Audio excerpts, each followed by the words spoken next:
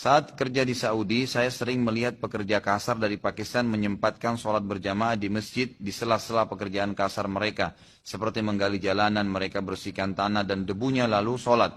Meskipun ada bau yang kurang sedap, karena bersebelahan dengan mereka, kalau di sini tukang-tukang bangunan kalau diajak sholat selalu bilang pakaiannya mereka kotor atau merasa bau keringat, sehingga kadang tidak sholat sama sekali.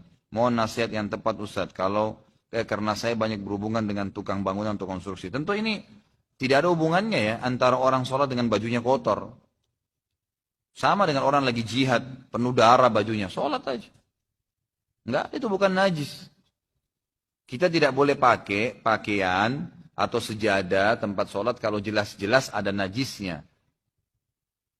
Kalau jelas-jelas ada najisnya, saya kira tanpa pertanyaan. Jazakallah khair. Kalau jelas-jelas ada najisnya, itu baru tidak boleh.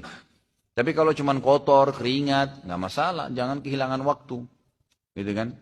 Makanya dianjurkan kalau bisa pada saat berwudu, apalagi alhamdulillah masjid kita kayak sekarang ini sangat luar biasa ya. Kalau saya nggak malu ikhwas sekalian, saya selalu bawa kemana-mana tas saya atau ada kresek, saya bawa baju ganti.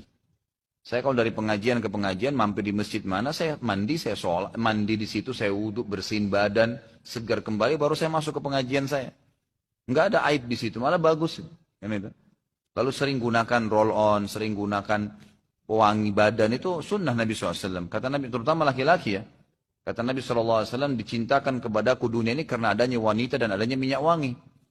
Makanya aneh kalau ada laki-laki nggak suka minyak wangi itu. Jauh dari sunnah Nabi SAW. Kantongin selalu beli yang kecil, selalu kantongin pakai minyak wangi kemana-mana. Itu sunnah Nabi SAW. Sudah baunya enak, dapat pahala lagi. Gitu kan? Insya Allah yang hal-hal seperti ini nanti akan dihindarin. Ini berhubungan dengan masalah perlunya orang menjaga sholat walaupun bajunya kotor, yang penting tidak najis. Tidak kelihatan auratnya silahkan, dipakai nggak masalah. Itu bukan alasan, gitu kan? Itu bukan alasan. Kemudian kalau masalah tukang, memang ini semoga Allah berikan hidayah ya. Kita nggak usah bicara tukang. Ini yang bertanya saudaraku, siapa saja di Indonesia ini mau pegawai kantor yang rapi pun AC semua, tetap kalau dia tidak mau sholat, dia tidak sholat gitu kan. Kalau di Saudi memang itu sudah umumnya orang faham, sehingga memang bisa dikatakan jarang, persentasenya kecil sekali orang yang tidak sholat berjamaah itu. Di sana kecil sekali.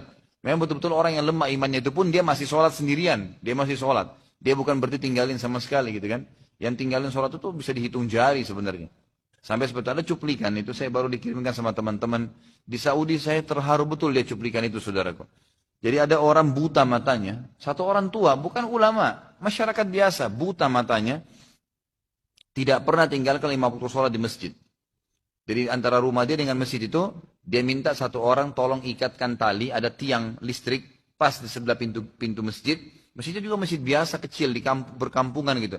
Diikat tali di situ, tali itu panjang, ditaruh jalan di tanah. Yang artinya diletakkan di tanah sampai depan pintunya dia.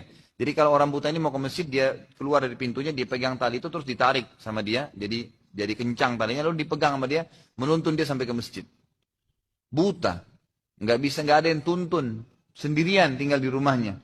Tapi tidak tinggalin 5 waktu sholat di masjid.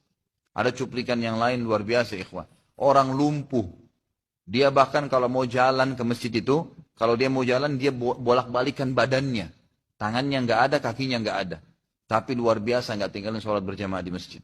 Ada cuplikan-cuplikannya tuh di Saudi, unik-unik gitu, luar biasa gitu. Mereka betul-betul memang mungkin sudah penanaman iman ya dari orang tuanya kepada anak-anak ini. Mudah-mudahan Allah berikan hidayah orang-orang kita gitu. Ya ini pekerja-pekerja kasar bukan cuma sholat, Ramadan nggak puasa, gitu kan? Padahal di Saudi itu orang puasa semua walaupun bekerja keras gitu kan. Mereka tetap puasa, buka puasa rame-rame gitu, tidak mengganggu. Dan ini memang sunnah Nabi SAW, dan itu kan tergantung sugestinya. Kalau kita puasa, kemudian sudah disugesti awalnya negatif, sebentar jam 11 saya haus nggak ya? Saya lapar nggak ya? Ya haus dan lapar benar. Tapi kalau kita memang niatnya sugesti, niat itu sebenarnya sugesti ya. Sugestinya dia, saya insya Allah sampai azan maghrib tahan. Insya Allah sampai isya pun saya tidak lapar. Memang benar, insya Allah kan seperti itu. Mungkin buka puasa cuma seteguk air, makan kurma cukup buat dia habis isya, habis terawih baru dia makan. Ada orang begitu, nggak ada masalah buat dia. Itu kan jadi tergantung niatnya.